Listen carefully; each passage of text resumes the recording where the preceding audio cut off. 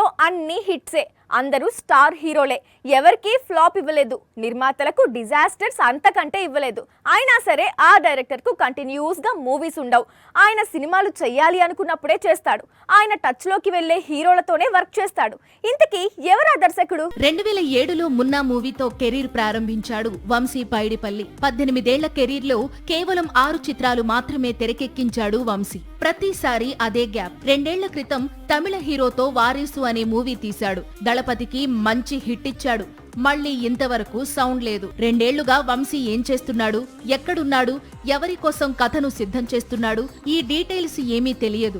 ఎప్పటిలాగే గ్యాప్ తరువాత సర్ప్రైజ్ చేయడం వంశీకి అలవాటు. ఇప్పుడు అదే సెంటిమెంట్ ను రిపీట్ చేస్తున్నాడు. ఓ పవర్ఫుల్ స్టోరీని పట్టుకుని బాలీవుడ్ లో 3 ఖాన్స్ లో ఒకరితో సినిమా తీయాలని ట్రై చేస్తున్నాడు. ఆల్రెడీ ఆమీర్ ఖాన్ ను కలిశాడు. కథ నచ్చింది కానీ ఇప్పట్లో డేట్స్ కుదరవు అన్నాడట ఆమీర్. దీంతో సేమ్ స్టోరీతో సల్మాన్ దగ్గరికి వెళ్లాడు వంశీ పైడిపల్లి. దబాంగ్ ఖాన్ కు కథ బాగా నచ్చిందట.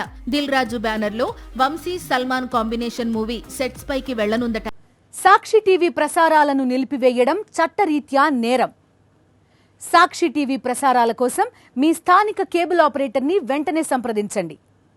డిటిహెచ్లో, ఇంటర్నెట్లో కూడా సాక్షి టీవీ ప్రసారాలను వీక్షించవచ్చు.